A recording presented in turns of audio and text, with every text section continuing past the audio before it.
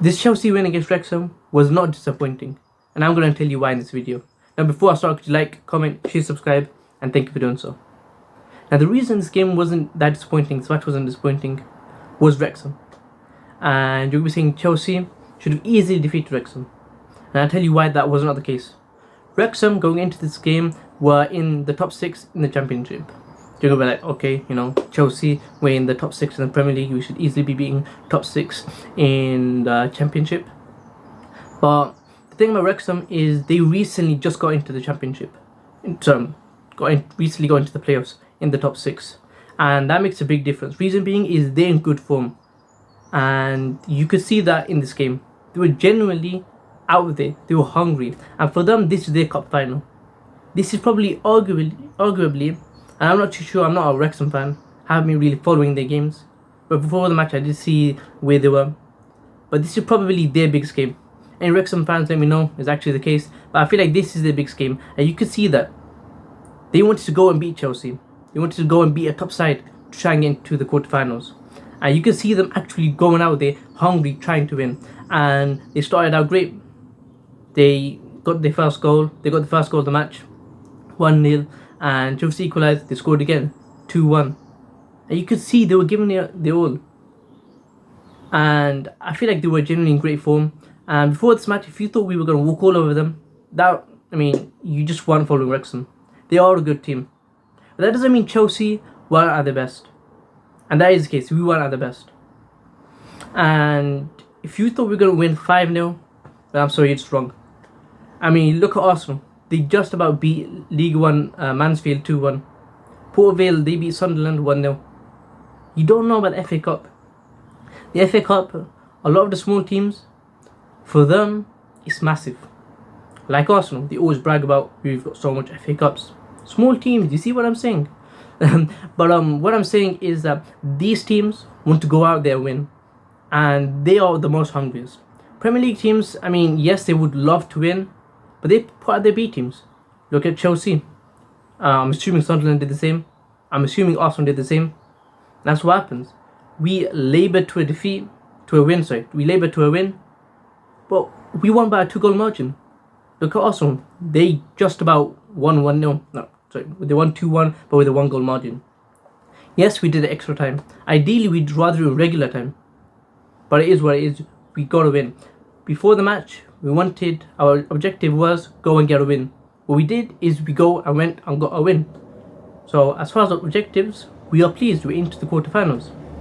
And the draw is happening today. So who I really want is probably Port Vale.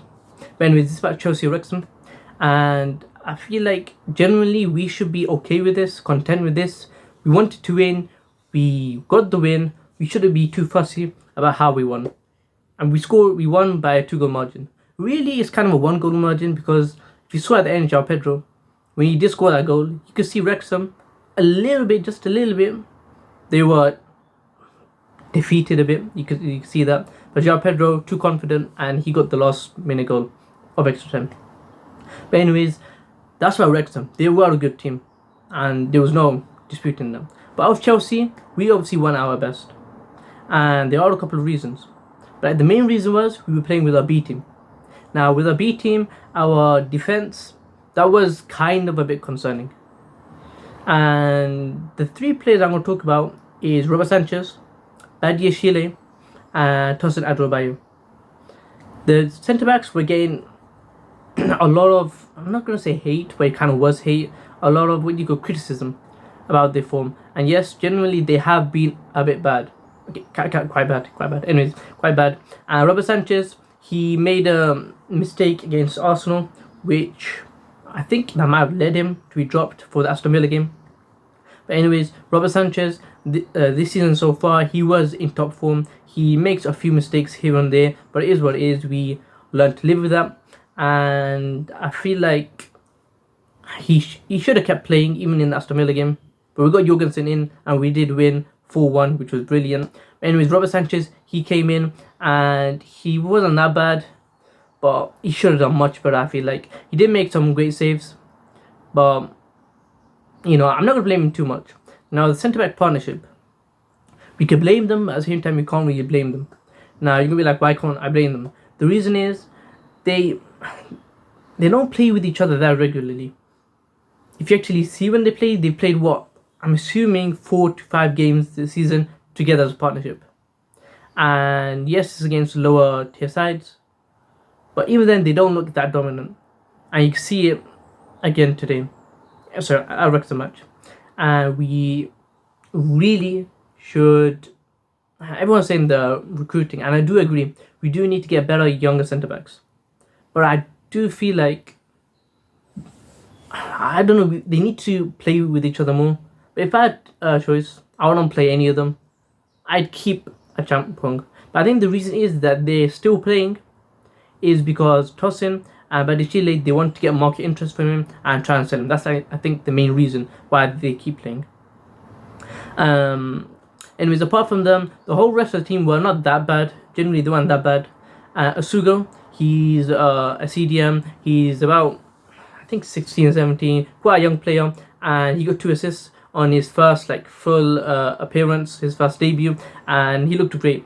I think next season he'll probably go on loan to Strasbourg.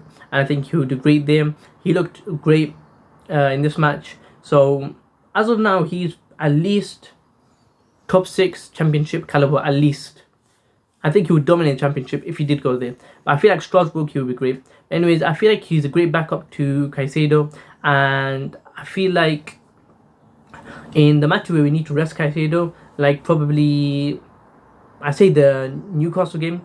The reason being is we have PSG, a match before that. So if we could rest Caicedo, it would be great. We don't have to, but we could. It would be great. We could put Essugo in, maybe to come in on the last 30 minutes, see what he can do. But generally, he's a great player, great talent. Jesse Derry, he came on. He played average. He was pretty alright. He wasn't that bad. He wasn't awful. And yeah, he was okay. We also had Garnacho. He played pretty decent. And you'll be like championship side, Garnacho. He's won the FA Cup. He's played in the Premier League. And he's played in the Europa League. He is a great player. And he should be much better. But I agree. And he did go and score. And recently, his form has been great. And this might warrant a chance for him to start against PSG. And I feel like it should. But this may be more because of Chelsea's depth in the wingers. And non-Chelsea fans are going to be like, you have so much players. Yes, but our wingers are just not that good. I mean, our good wingers are Estevao definitely. Palmer, if you want to count him. But you could put him in the middle. Anyways, I'd rather put him on the right. And Pedro Neto, he is a great player. People keep saying he's a bad player. He's just on a bad run of form. If you heard the phrase, class is permanent but form is temporary, this is what they're talking about. Pedro Neto, he is a great player. I mean, I think it was the Conference League season where he was absolutely phenomenal. In the Premier League and the Conference League. He is a great player. Anyone else?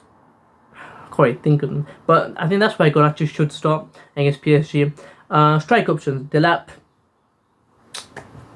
Yeah, he was okay. I expected him to do a bit more, but he wasn't awful. He wasn't that bad. Mark Yu did come on. And we did see João Pedro come on as well. And Mark Yu, he didn't do too bad. He did okay. But the set pieces, I would say, are quite concerning. Because we technically conceded from a corner in extra time. And luckily it was offside. And I do agree it was offside. I just said luckily, I think. Just because it could have easily have been a goal if they had just timed their run. But it is what it is. We got a win. And I feel like this was a great match to play. A great match to watch for the neutral zone. Even for a Chelsea fan, it wasn't that bad. And I'm not saying that, I was confident the whole time. I was confident going in. I do think we were going to win. But when they scored in the 80th minute, close to 80th minute, I got a bit worried. But Champong scored, luckily. And we did go on to win the match. And you could say this is a confidence dampener, but it's also quite a great confidence booster. I mean, as you saw with João Pedro's goal in the last minute, he was oozing with confidence. He just ran through really fast from near the halfway line, I feel like. And he didn't get past much people, but he had 2-3 Wrexham players. He shifted the ball to his right and he shot into the bottom left corner. And it was a great goal and just showed how confident he was. So I don't think, all in all, this was a bad match. We didn't labour to a victory, but I do think we deserved the victory. But I do think it was a great match. So what do you guys think? Could you like, comment, share, subscribe? Recently back. I'm gonna make more Chelsea videos now. Let me know what else you want me to talk about. I might make a video on who we're gonna play in the next round of the FA Cup. I also might make a video on the PSG match beforehand and also afterhand. So what do you guys think? Would you like that? Could you like, comment, share, subscribe? Thank you for doing so.